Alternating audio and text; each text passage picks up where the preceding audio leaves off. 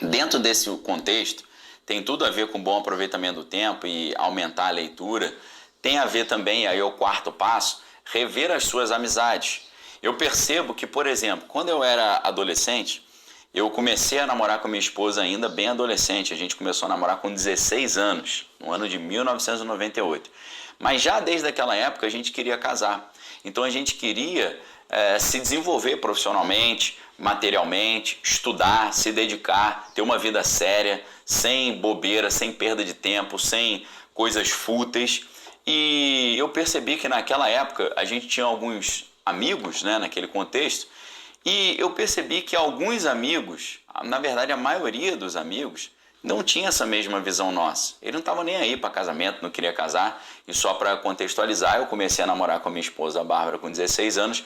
Nós casamos com 23 anos, ok? Então a gente ficou um período ali de mais ou menos 6 anos namorando, mas um namoro que começa cedo ali com 16 anos, mas sempre levando a sério o estudo, o trabalho e tentando acumular o patrimônio, ter uma renda para a gente poder ter a nossa casa, o nosso lar e ter a nossa história, de criar a nossa história. E para isso eu vi que foi muito importante rever as amizades, repensar sobre as amizades, porque, em geral, a maioria das amizades, vou dizer que assim, chutando 90%, só vão te levar a você perder tempo, a você ficar ali fazendo bobeira, cultivando bobeira, pensando bobeira e falando bobeira.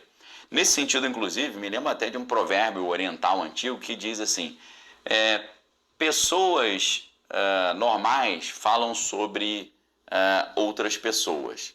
Pessoas boas falam sobre coisas e pessoas inteligentes conversam sobre ideias. Então você vê que hoje quase não há mais conversas sobre ideias, é só conversa sobre coisas e outras pessoas.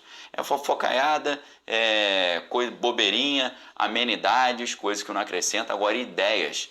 Se você tiver um amigo que gosta de falar sobre ideias, principalmente ideias empreendedoras, ideias para crescer, cultive muito bem essa amizade. E, em último lugar, a vida espiritual. Isso é fundamental. Você pode acreditar ou não, mas Deus se comunica conosco.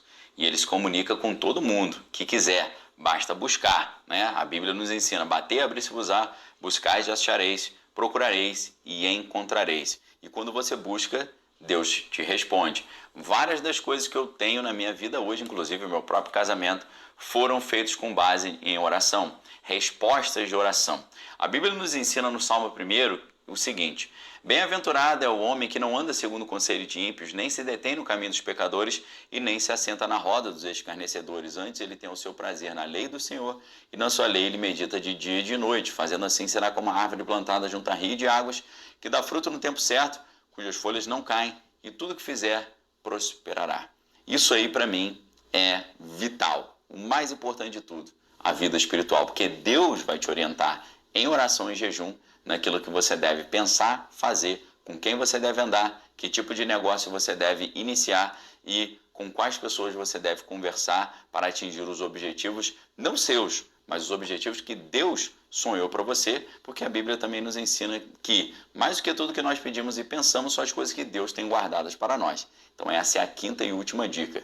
O que você achou disso aí? Qual dessas 5 dicas você achou a mais importante? A primeira, bom aproveitamento